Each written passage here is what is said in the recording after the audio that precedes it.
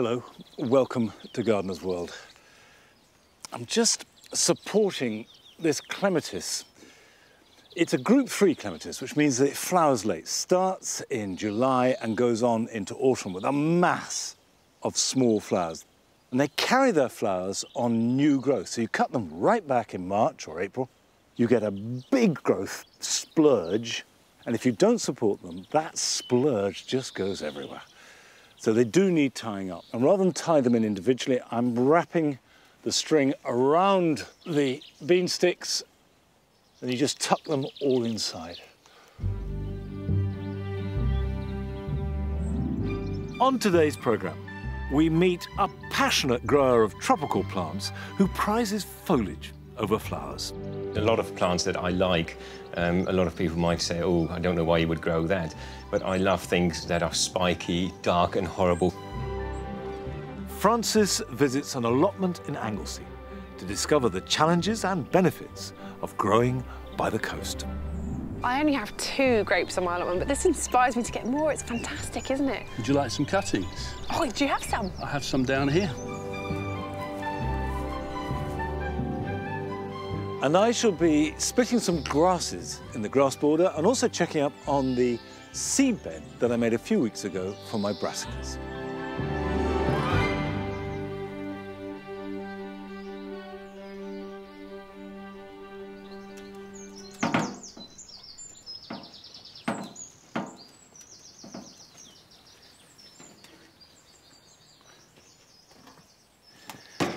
These long flanking orchard borders are slowly evolving. And although they look full now, you do need to start planting at this time of year for late summer. And I want to add 3 plants which will be fabulous for butterflies and bees, and also add structure. Now this may not look like much, but it's Eupatorium, Joe Pye weed, and it will grow to 2 meters tall, so you get a really substantial plant, topped by the pink flowers that in September and October are a magnet for butterflies.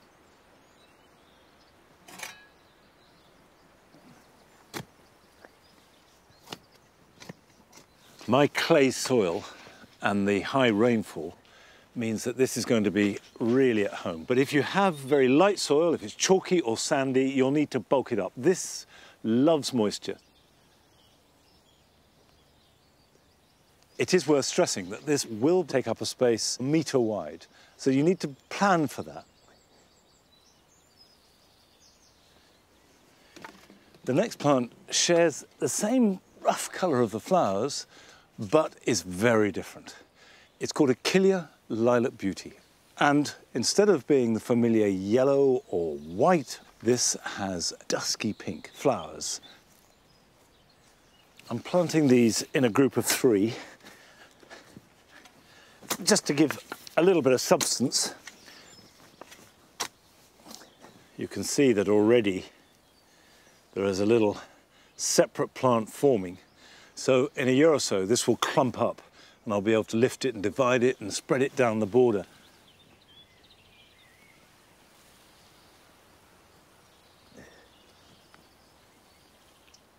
Now the final plant is a form of cow parsley. There is a garden variety called Raven's Wing. This has dark chocolate-coloured foliage and stems with white, slightly pinky flowers. And they do add real lustre and intensity to a border. They are a short-lived perennial, but you can grow from seed, so you can just keep topping up your supply. I'm not going to plant these in a clump. I'm going to space them throughout the border, just here and there.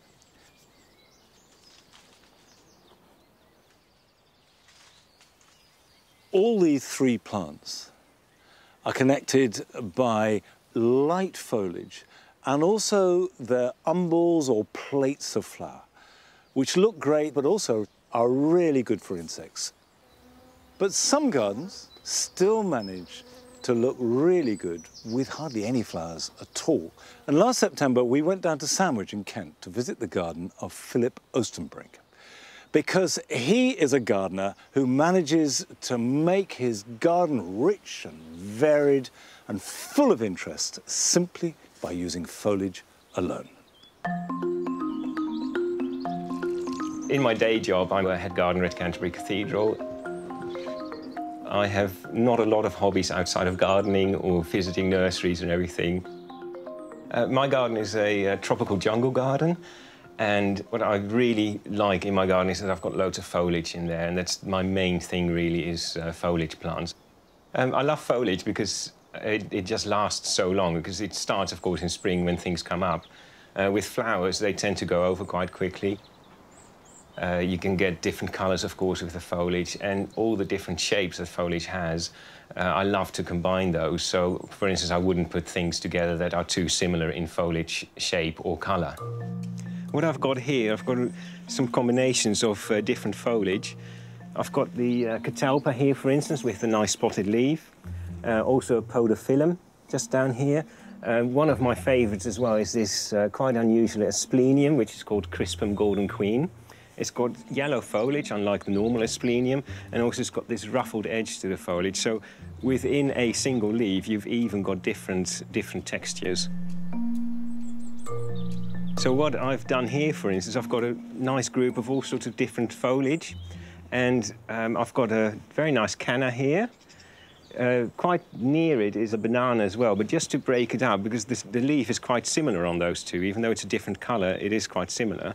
But just to break it up, I've put some other plants in between. So there's a tetrapanax in the middle, for instance, and also I've got this really nice coronilla, which is a winter flowering shrub. But yeah, it sort of weaves through that canna just to break up the different foliage as well. I love unusual plants, and a lot of plants that I like. A lot of people might say, oh, I don't know why you would grow that. But I love things that are spiky, dark and horrible.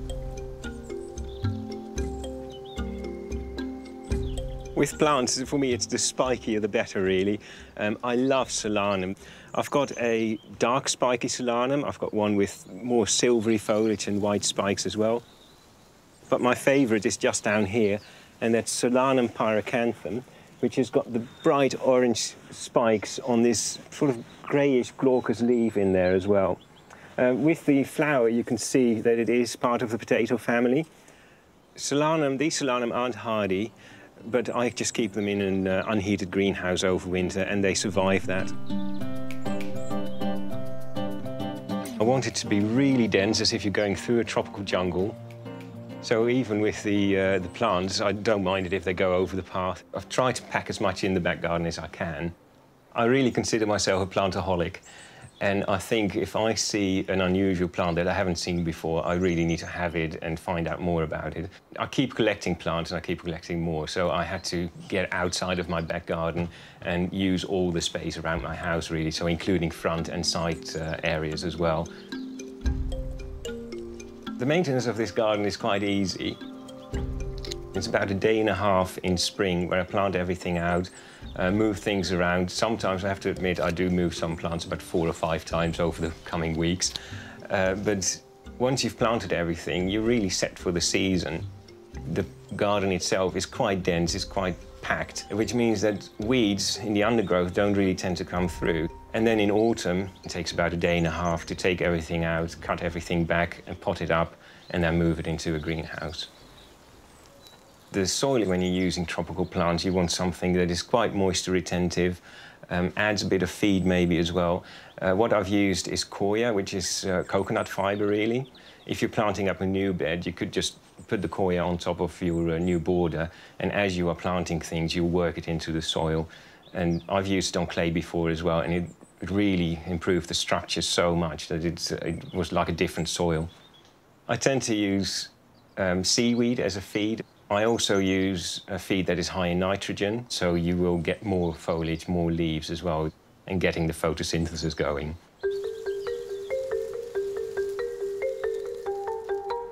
I have a national collection of Aspidistra elatio, which is the cast iron plant.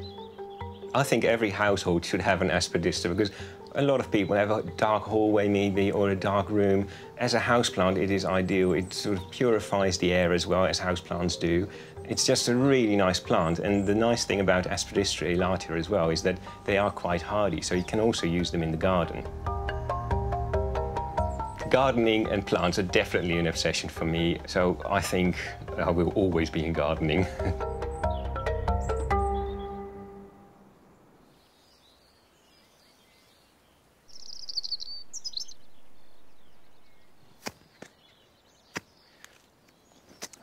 I know that there are some people who will never be convinced that a garden without flowers can be the real thing or properly fulfilled, but I love it. And these grass borders, although at the moment they're run through with the red campion and the purple alliums, purple sensation, actually they depend upon foliage. When the grasses get going, which they're just beginning to do now, these lovely lines of leaf, some of them like bamboos, hold themselves with stature and elegance, and by the end of summer and into autumn, they're amongst the most dramatic things in the whole garden. And certainly the biggest and most dramatic of the lot is this one that I'm digging up to divide. It's Miscanthus sacchariflorus. However, like all Miscanthus, it does grow outwards. And what you're left with is an area in the middle of the plant which is pretty much empty. So the thing to do is divide it and move it. And I don't know if you remember, but when I cleared this bed in February, I said, whatever happens, leave the plants alone until you see signs of growth. Well, now there is growth. You can see the leaves are just starting to appear, so it makes it the perfect time to move. Right, I've got this in 3 lumps, and the reason why I chop them up is that the smaller pieces will grow with a lot more energy.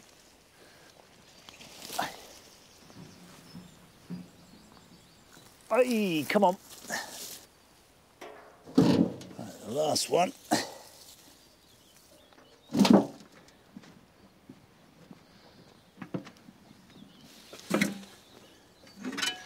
I've decided to try and fit all 3 segments in here. And bearing in mind they will grow at least that tall in the first year and up to 12 feet in the second or third year, they will add real structure to the border. Although they're so big, Miscanthus are actually slightly temperamental if the weather is cold. If they sit in cold, wet ground, they can rot and die. You can see we mulch these beds with pine bark. And the reason for that is that we want low fertility. If we mulch them with garden compost or mushroom compost, the grasses will grow too soft and sappy. And actually you want them to be nice and strong. And pine bark, which is slightly acidic, is both low in fertility, it gives them the acidity that they like, and also it slowly breaks down into the soil, improving the structure. Okay. And if this seems like a lot of work, just to encourage some grasses to grow, it's worth stressing that I planted these in 2011, so this is the first time that I've divided or moved any of them. So that's 8 years for them to bulk up, and I probably won't need to do this again for another 5 or 6 years. Other than cut them back in spring, there is nothing else that grasses demand of you. So they look great, they're really dramatic. You can have them in a border, you can have a prairie planting, and they must be about the lowest maintenance gardening there is.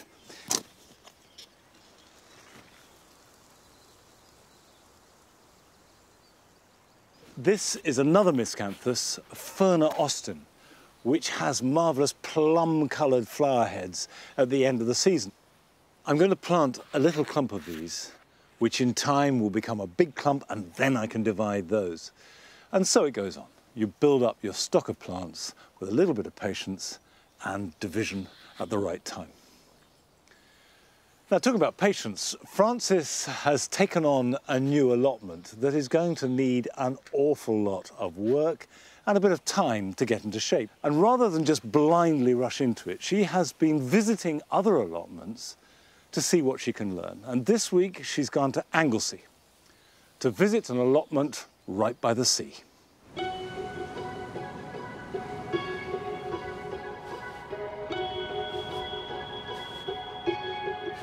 Today I'm a long way from my allotment in Kent. I've travelled up here to the beautiful island of Anglesey to meet some allotmenteers who face similar challenges to me because of their location. The allotment holders here in the town of Beaumaris have plots situated right on the coast. Growing plants and produce here comes with its positives and its negatives. So I'm keen to speak to the growers and get any tips I can to help me on my allotment back home.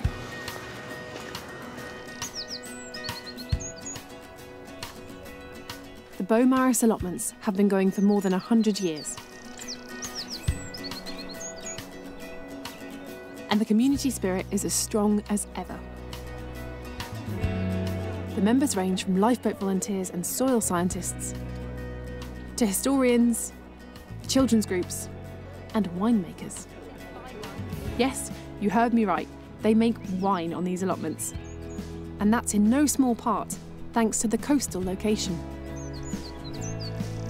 Kevin Anker has been growing vines on his plot for 15 years. What makes this place so great to grow grapes? Well, I can't think of a better place to have for views and all the rest of it, but in terms of growing grapes, we have something of a microclimate. I think we get protection from the mountains to a degree, and our grapevines do quite well. And the wind is quite a factor here, so does that affect your grapes? We've had a lot of problems with the posts going, and I've had to replace, you can see the new ones through there and these through here. So all of those were caused by wind damage. When it's in full leaf, it's like a sail, and everything just gets pushed over. These then will take the brunt of it because it's this direction predominantly. So they're protecting the whites, and they tend to give me a better crop. OK, so this is almost like a sacrificial wind barrier. Almost. On the red grapes to protect the white grape. And what's the cultivar of the white grape? That's a Céval Blanc, and it's very easy to keep. It's disease resistant, very vigorous growth, and a good cropper. Well, I only have 2 grapes on my allotment, but this inspires me to get more. It's fantastic, isn't it? Would you like some cuttings? Oh, do you have some? I have some down here. I love the idea of growing vines on my allotment, and now I've got a couple more to grow. I can't wait to taste Kevin's wine. Take care. The microclimate of a coastal allotment or garden is definitely one of the big pluses. Not only can you get growing and planting earlier in the year, but you're also much less likely to get a big frost. But seaside gardening is not all plain sailing, and one of the biggest challenges for a site like this is the wind. Like most of the plot holders here, Chrissy Newsham is well used to battling the breeze on this exposed site. It's a beautiful spot here, Chrissy, but I imagine the wind whistles in a bit. Well, we get these wonderful southwesterlies that come streaming up the Menai Strait, cause mayhem on the allotments. So everything has to be staked. Everything is staked? Yes, everything has to be staked. Things get wind-scorched as well. One year I lost all my autumn potatoes, completely wind-scorched. All of them? Yes, all of them. Such a shame. Yep. So I see you've got some tunnels. Is that the way that you combat the wind to get the best out of your crop? I did a bit of an experiment this winter. Plastic one, fleecy one, and there's a netting one. And the only one that survived was the netting one. Interesting. So I'm presuming that there's enough holes for the wind to actually travel through it, but yet it offers protection as well. OK, well, that's good to know. Windbreaks are most effective when they filter the wind and reduce its strength. Mixed hedges like these make a great natural defence. Just across the hill is Ian Thorpe's patch. And he has a brilliant way of fertilising his plants using something that's right on his seaside doorstep. Ian uses seaweed to add valuable nutrients to his soil. And Ian is someone who should know just how beneficial that is, because he also happens to be a soil scientist. Ian, that's a very healthy pile of seaweed you have there. Where did you get this all from? This is all from a pebble shore. When it's on a sand beach, the birds use it and turn it over and eat the sandhoppers. On the pebble beach, it tends to dry out much faster, isn't used by the birds, and so you're not taking a valuable resource away from them. And how are you using it on your plot? Well, I use it as a mulch to suppress weeds. I use it in trenches, like with runner beans, and I use it with the potatoes. So it helps plant growth, bud growth, and flavour. It has lots of chemicals called alganates, which help bond the soil together. They're the sort of gelatinous Yeah, parts, like agar gel. And then it does partially feed the soil. It has high nitrogen, some potassium, and very little phosphorus. Okay. So it's very good at promoting vigorous plants that are disease resistant. And does the salt kind of affect the growth of the plants underneath? Well, it would do, but it tends to leach out in about 2 days normally in Wales. Really? That's so fast? Because it rains so much. Do you need permission to collect it? If it's washed up, that's fine, you know, at high tide. Right. As long as it's not low down the shore and still attached and alive, it's fine. And as long as you're not doing it commercially, it's fine. And do you ever worry about pollutants and things? Yeah, you can have an issue with plastics. Right. Discarded fishing wire. But as it breaks down, I collect all these up and dispose of them. And so you're doing a job of clearing the beach of marine plastics. That's amazing. All helps. Well, it certainly makes me think I'm going to go out, and I've wanted to do this for years, so it's given me the inspiration I need to go and do this. I love this kind of information. It brings out my inner geek. It's natural and sustainable, and something I would love to try back home. One thing to remember, if you're lucky enough to live near a beach to collect some yourself, then do check with the landowner or local council before taking anything for your own garden. If you'd like further information about the do's and don'ts of collecting seaweed, then go to our website. Now my time at Beaumaris is nearly at an end, but there is one more thing I need to do before I go. I couldn't possibly leave without a small glass of Keevan's allotment wine. Well, thank you so much. Thank you, everybody. Well, it's been very inspiring coming here, and I've learned so much about coastal allotmenting, so thank you for having me. Now let's have a taste of this. Thank you. You're welcome. Oh, that's really dry. That's lovely. Thank you very much. Cheers, everybody. Cheers.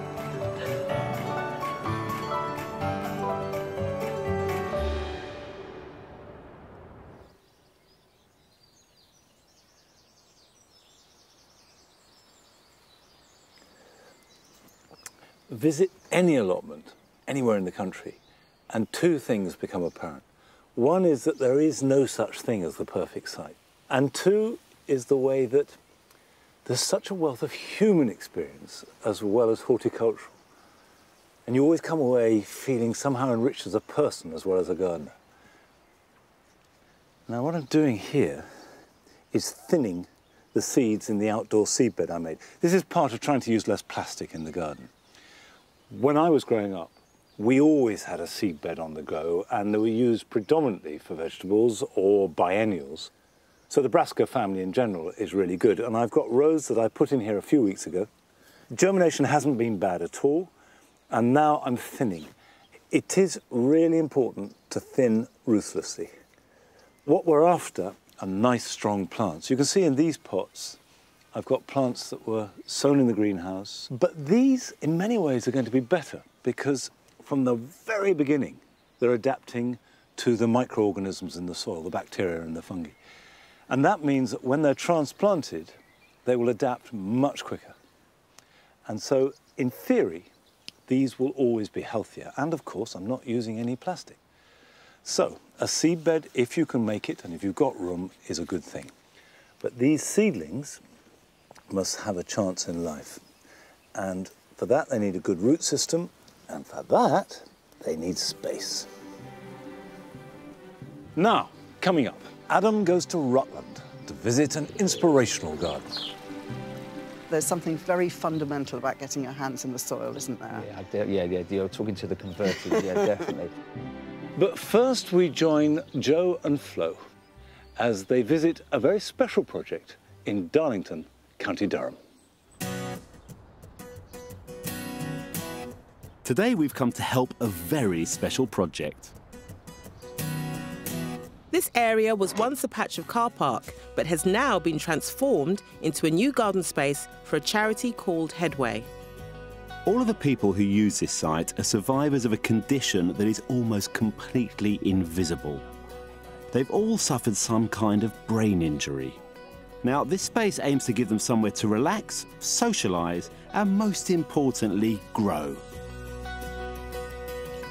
We've only got a day to give this gardening project a helping hand, so I'm keen to find out more from head of the project, Nicola Hughes. Brain injury can actually be wide-ranging, changes a person. If you think about even what makes up a personality, your personality is from the way that you think, the way that you feel, the way that you process information. And obviously all of that starts from the brain, but it's the wider effects that it has on the family. For some, and for many, and certainly for me, it is a grieving process that doesn't have closure. It's for life. In 2011, Nicola's husband, Olwyn, had a brain hemorrhage and a fall. And after many months in hospital, he was sent home. Probably the most scared I've ever been in my life, because effectively, a stranger who vaguely resembled a man I once married came home with no support, no direction, other than an outpatient appointment for a couple of months later. How can we help? We think it would be fabulous for you to advise us on some of the plants that we can think about, to give some of our members a purpose to come and actually be responsible for maintaining certain areas. The vision is that once we start to get a little bit of experience, we are a bunch of amateurs in the garden, actually growing things and hopefully eat some of the vegetables that are going to be grown here. Definitely eat some of the vegetables. Right, it's time to get going. They've got a whole section down the bottom with raised beds, and they've also got a more relaxing space with seating, beds and planters. But they're empty, so we need to get some plants in. I've got some ideas. So we're planning to fill it with stuff that works in two ways. Near the seating areas, we're going for plants that offer beauty and relaxation. But at the working end, all those raised beds will be filled with produce that requires some proper maintenance and care from the members, which will mean new responsibilities and new skills. Now, the project has around 60 members and 11 volunteers who are all keen to get involved with the garden. While they're getting on with the planting, I'm meeting Josh. Brain injury can happen to anyone at any time, but for Josh, his world was turned upside down when he was diagnosed with encephalitis, where his immune system started to attack his own brain cells. How have things changed for you in the past year then? I mean, I've lost my flat that I had. I'm not able to live independently. I had to move back in with my mum and dad. They've been really supportive. I used to be very active. I enjoyed running. I can't do that because of my fatigue levels. It's hard to accept that I need help because I used to be the one that helps. Whereas now, I'm on the other side. Since joining the Headway project, Josh has found much needed support, and it's the garden that has been the driving force in boosting his confidence and his hopes for the future. It's become a safe place for me. I feel like I was lost in an ocean before, and now I've got a little island that I can come to. It's hard to explain. What's been your involvement in the garden then? Well, initially I wasn't very interested in the garden club, but it became more of a social thing. I was driving past one of the local garden centres and I just thought, do you know what? The old me would have walked in there, bish bosh, asked X, Y and Z, and I just said to myself, just do it. What have you got to lose? And we got a lot of donations in for flowers, for extra vegetables, plant pots. And how did that make you feel? That achievement? A bit like the old me. A bit more like the old me. Now, considering this garden was actually a car park about 6 months ago, we need to get this space greened up. So I've got a plan to turn some boring fence into a green wall. Amy Crosby has been volunteering with the project since her dad suffered a brain injury 3 years ago. And she now heads up the newly formed gardening group. The sensory side of things is often where members have deficits in smell or in their perception. So I think to have something that is not only looks beautiful but that smells really nice will hopefully have a real calming effect on them. These pocket planters are easy to install, and we're going to fill them with all kinds of herbal goodies. The only thing that I was thinking as far as arranging them is that if you put a mint somewhere like that next to a little lavender and a thyme, it will get much bigger and crowd it out and shade it out, actually. Okay. Yeah. So maybe if we sort of put a couple next to each other. Thyme will need to be up the top somewhere, I would say. I don't want to get too designery with it. But also, every year, these can be changed. You know, you can take some out. Some of them are annual herbs anyway. Then they will need watering pretty regularly because they are all in containers. I'm getting some strawberries in with one of the volunteers. Strawberries are perfect because they need a bit of TLC, but the rewards are sweet. Wow, loads of strawberries. Let's get planting. Yes. All right. Once the fruit starts to form, just lay some straw underneath to stop them rotting. This garden is all about keeping the members busy and motivated, and Stephen has been busier than most. Nice. He suffered a brain injury 25 years ago after he was assaulted, but his condition hasn't stopped him using his handyman skills around the site by designing and building these fantastic planters. So you've been involved in making all the planters in this garden? Oh, yeah. It was me that thought of it, and they thought, oh, yeah, we'll go for that. How about your involvement in this place? What does that mean to you? Oh, it's a non-judgmental place. It's somewhere where, you know, I tend to come up with, what's the posh word is, I forgot what you call it now. I'll have to get my card out. What do you mean? What card? What you got? I've got this card here. Oh, yeah? It helps you explain, like, to local authorities if you know, when you can't find the words, just like I did there. Yeah. So can I have a quick look at that? Yeah. So, yeah, brain injury identity card. My name is Stephen Lindsay. I have a brain injury, and as a result, I have memory loss.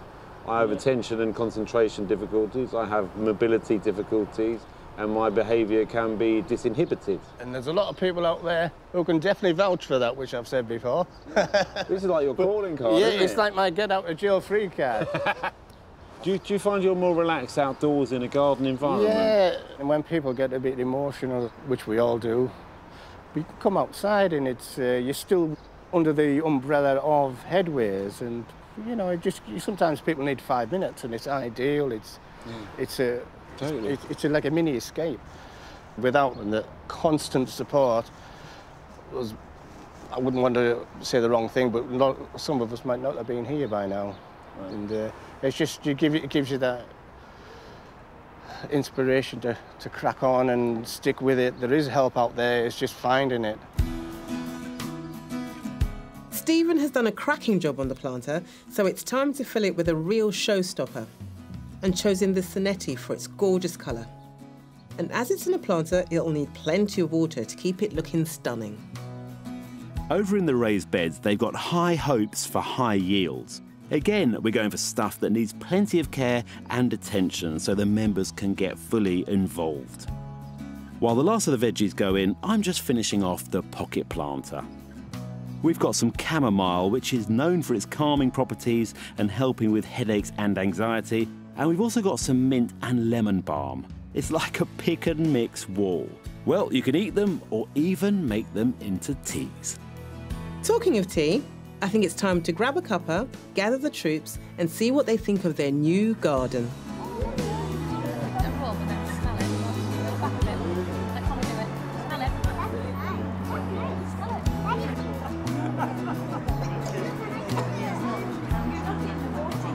You smell?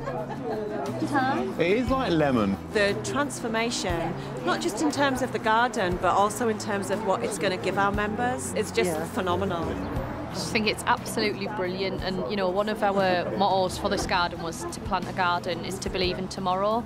Many of the members that we get come here and actually they don't really want a tomorrow, and I think this garden gives them an opportunity, and this place gives them an opportunity to actually believe that a tomorrow is achievable.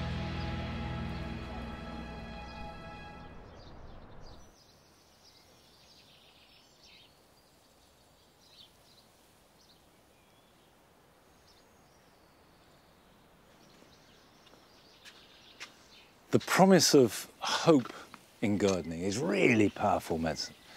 A future that is real and alive and belongs to you. But that is balanced by, and in fact made more real, by the preciousness of passing moments. And of course at this time of year that's exemplified by blossom. Behind me is Viburnum plicatum Mauritii. And for a week or so, it is as lovely as anything in the garden, with these layers, these tiers of flower that are just glorious.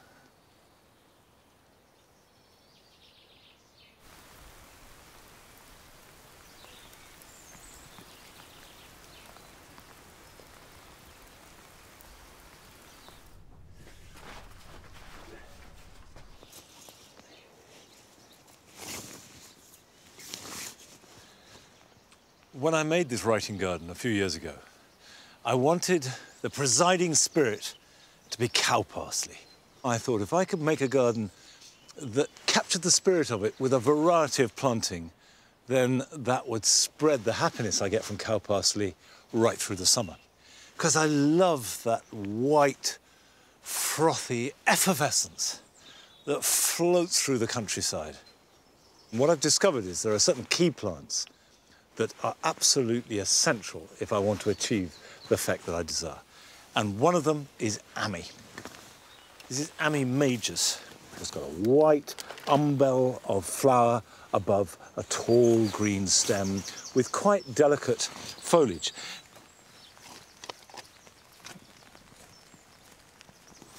And you can see they're going to have to compete for a certain extent with the surrounding foliage, and this is to keep that energy going. If I wait for all the bulb foliage to die down, then there's going to be a bare space that won't be filled for weeks on end. And one of the skills of gardening is to keep it looking good all the time. This is Ami visnaga, which is a slightly lower plant. You can see it's got very different foliage. If I hold the two together, like that, and the umbel is distinctly rounded. And so you get this domed white head of tiny little florets, which also lasts longer. It's a really good doer. So if you find Ami majus a bit tricky, then Ami visnaga should be a lot easier. I sowed these in plugs in February. That will grow quickly and be at its best in June and July, and with the visnaga even into August. So a really good long flowering period.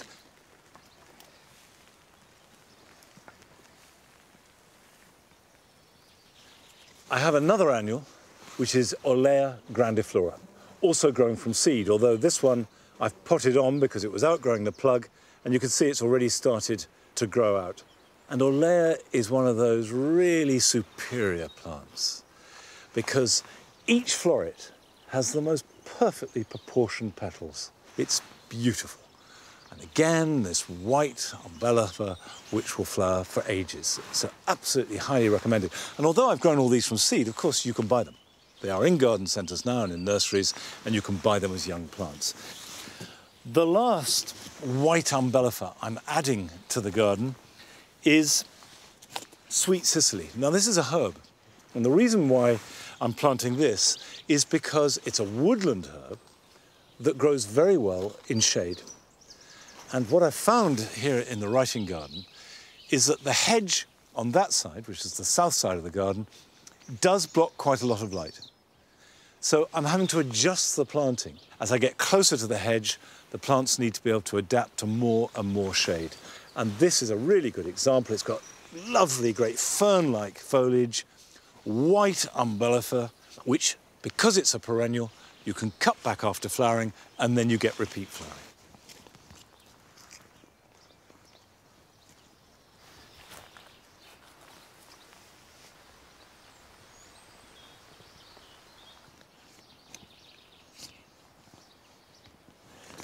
That sweet Sicily will grow to fill this space and also be quite happy in the shade in this corner.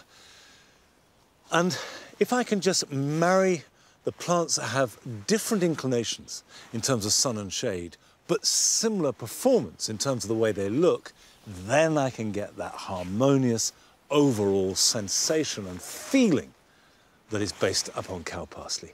And every garden has to deal with this. In fact, last summer, we went down to the south coast to visit a very small garden that has two distinct areas, one in deep shade and the other in full sun.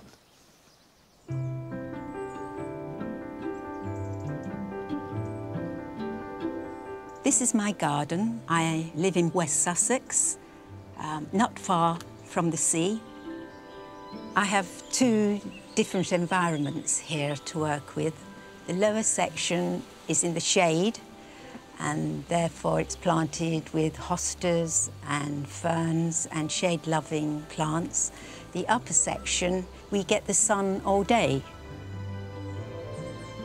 Because it's a small space, I've utilised more pots than I would normally do, but it's a way of bringing colour into the garden. The section I love most about my garden is just by my lounge door.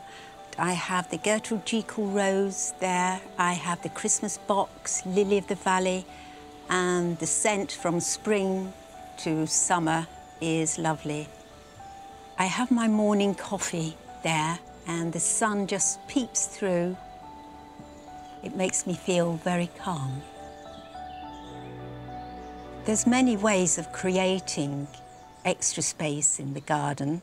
I just had a blank fence, but I then decided to make a border. I've got some old decking boards that I painted white, so that gave me height. And therefore, I could then build the soil level up enough so that I could plant climbers all along the fence. Opposite one of the windows was just a brick wall, and so my son built a living wall from pallets, which is half in the shade, and then in the afternoon it gets the sun.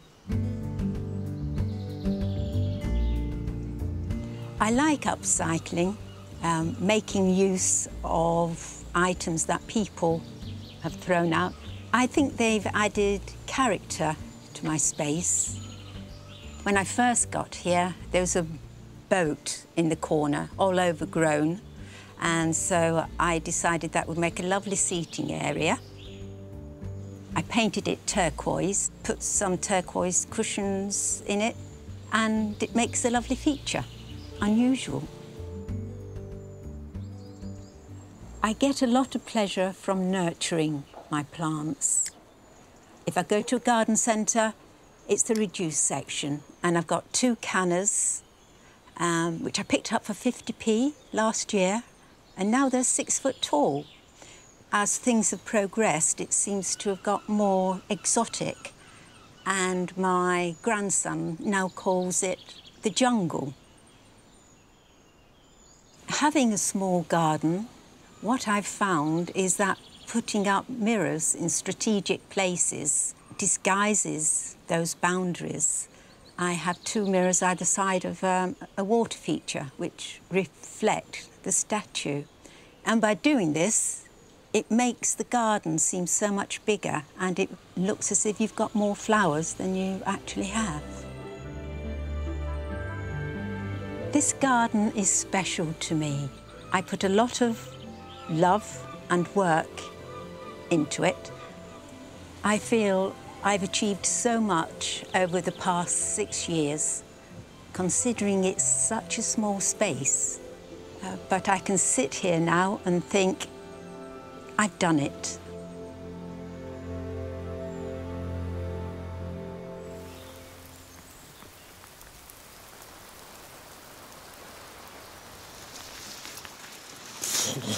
Whoa. I think what that shows is that there is no such thing as the perfect garden. It doesn't matter how big or small or what the soil is like or what the shade or the sun is.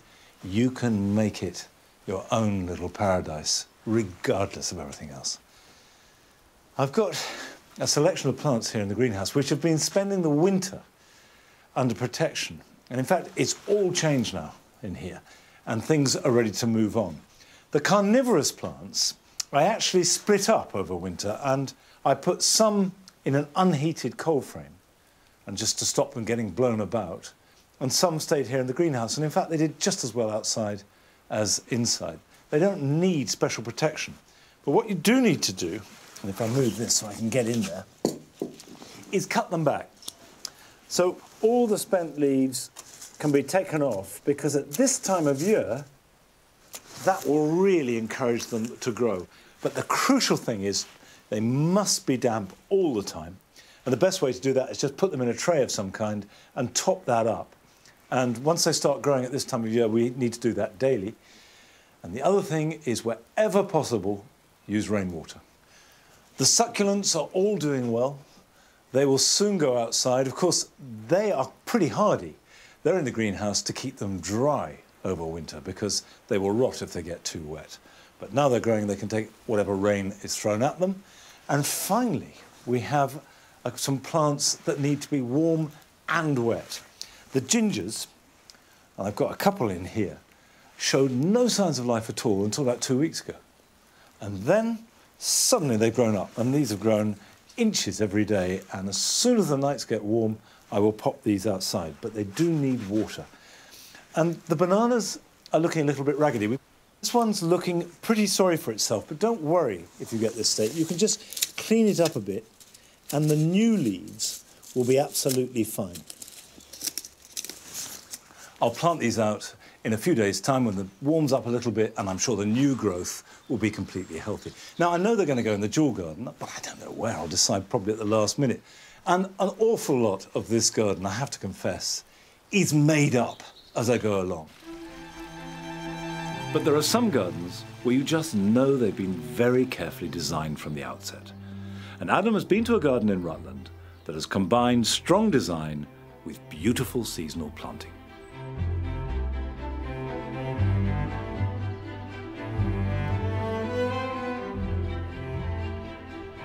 As soon as I walk into this garden, it puts a huge smile across my face. It really does. It feels good. You get the sense that it's really been thought through. And I cannot wait to find out exactly how it was put together. Sarah Furness lives at the old vicarage in Whissendine and has been working on her garden for the last 29 years. Sarah, I mean, I've come into the garden and it's obviously beautiful, but give me an idea about how you started it. Well, we moved in when it was absolutely covered in bindweed and ground elder, and there was a Dig for Victory vegetable patch, and it's been a labour of love ever since. We love the garden and we love being here. And the love of gardening, where did it come from? I don't know. I remember as a child spending my pocket money on wallflowers, and the smell of that reminds me of childhood. But I think I'm very interested in art and design, and I think that, you know, gardening is an extension of that. Yeah, so you're, in a sense, you've blended the two. And you can see that you thought about the colour. Well, I love colour, and I really enjoy it. So in this area, I've used the colours of the bricks. In the main borders, I've used sort of pinks and whites and blues and greys. So, Sarah, I like to ask this to everybody about their garden, but have you a favourite space? Well, I love it all, but the fountain garden is probably my favourite. I love the animation of the fountain. I love the fact that the Gothic orangery is at the back of it, so you look at it, it's very close to the front door, and it's satisfying all through the year.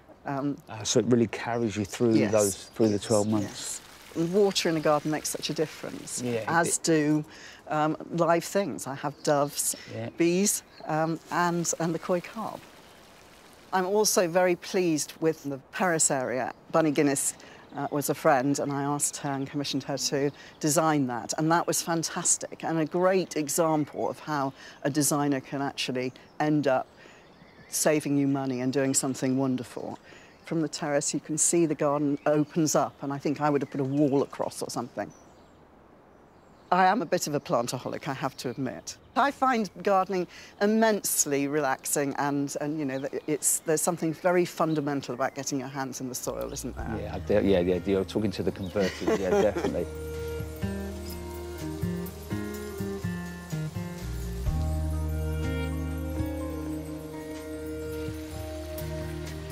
As I come into Sarah's fountain garden, the first thing that stands out for me is the atmosphere. It feels quite calm. It's really mellow. Look at the design. The design's really simple in its layout. It's formal, but that works well with the house. I'm looking at the windows and they're really quite strong. That gets repeated back through the space. Strong central feature, which is the water, but because she's used a round pond, it makes the movement around the space a lot easier, which is lovely. And I do like the way that the quince trees work. Not only do they look lovely this time of year with the flower, you imagine the fruit's going to follow, but it's quite brave. They bring the wider landscape into this space. The church could feel overpowering. The hornbeam is huge, but they bring the layers down. Even next door's apple. I also like this detail, which is this layered box hedging. The planting's been treated in quite a seasonal way. At the moment, those tulips pick up on the detail of the brick. But you could evolve that as the season goes on and go hotter with colours or cooler with colours. But everywhere you move, there's points of interest.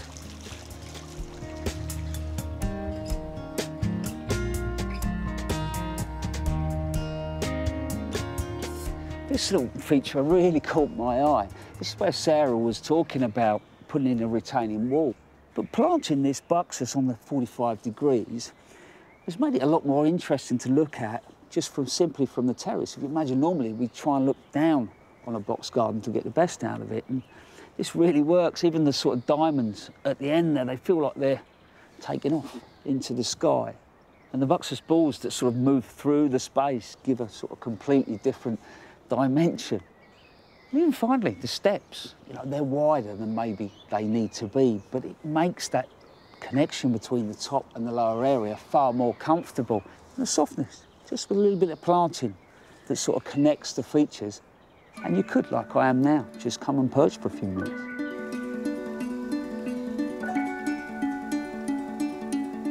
I look at this border and it's got a soft, cottagey feel to it, and it looks beautiful. There's a lovely rhythm with the acid of the euphorbia going through. You look closer and there's beautiful contrast and texture in the foliage.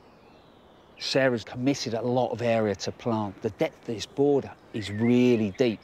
Other thing here as well is the shrubs that have been used. Not only are they adding to the habitat of the garden, but they give a lovely rhythm. If I pick up at the back there with the dark berberis and then cotinus over there, and we come through to the weigela and that finishes with a nut, it gives a rhythm, but it also gives a structure to build the rest of the border off. It works really well.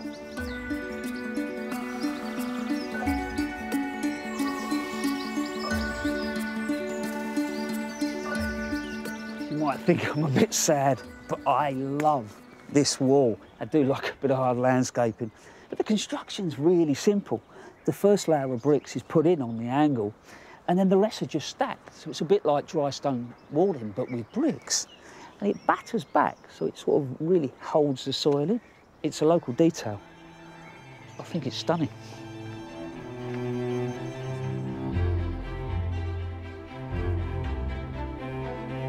This really is a cracking space. First of all, there's a sense of place. You look at the architecture of the building, it sits comfortably with the garden. And then the planting, I know that it's going to provide colour and interest all throughout the year.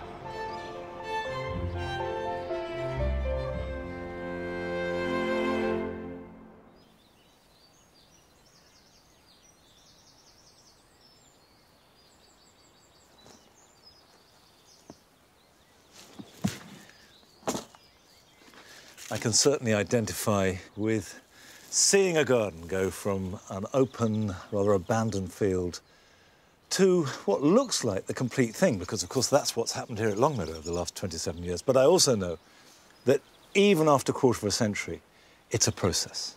There will be changes, inevitably, and some of them perhaps quite dramatic. Anyway, if you want to go and see the garden for yourself, you can do this Sunday, May the 19th. Because it's open as part of the National Garden Scheme, and you'll find all the details and about the scheme itself on our website. Now, this lovely copper pot, I'm going to put in here Cosmos Purity, white flowers that will flower from the end of June right through to autumn if I keep deadheading them. Now, I sowed these in February, but you can buy plants very simply, a tray of plants, and it can be whatever you like, but keep it simple. Just let the plants do the talking, and I'm going to plant them quite thickly because it will give me that big hit of colour. And the compost mix, by the way, I've added a lot of perlite. There's two reasons for that. One, because it's a nice open mix and will retain some moisture, but also because it's light. If I use grit, it will be a lot heavier, and if you've got a pot that's going to be heavy anyway, it makes it a lot easier to handle if you use perlite. Right, while I'm finishing this, here's some jobs for you to be getting on with this weekend.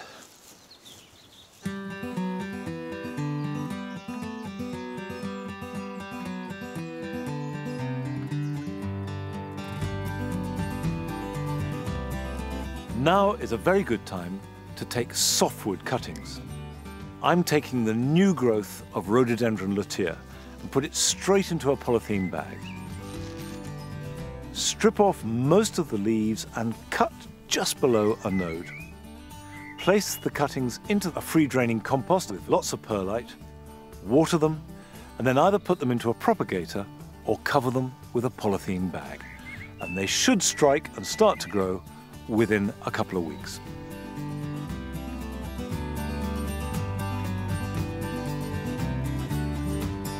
Evergreen plants in a container will be growing strongly but have limited access to nutrition and moisture. So they will need a weekly feed. I like to use liquid seaweed, but a tomato feed will do the job just as well. Give them a good drench every week from now into autumn.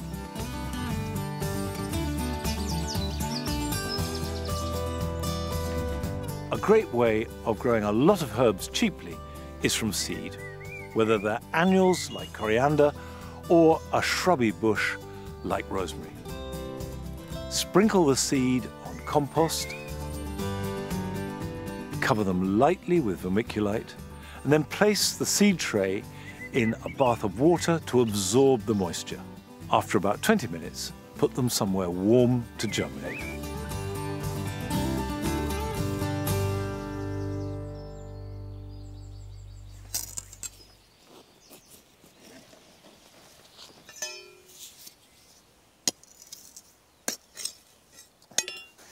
It's all changed here on the mound.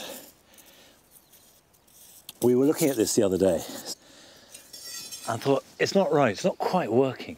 And this is partly because the Paradise Garden now is a place to put a lot of the pots that were here, and partly because we never find ourselves sitting on this terrace. So I'm taking up all this paving, leaving the central path, and I shall be planting this up so that the garden spills down like the Hanging Gardens of Babylon. So this is a start, and I will continue it over the coming weeks and months, but not next week, because we've run out of time today, and next week we are not here at Longmeadow, but at Chelsea Flower Show.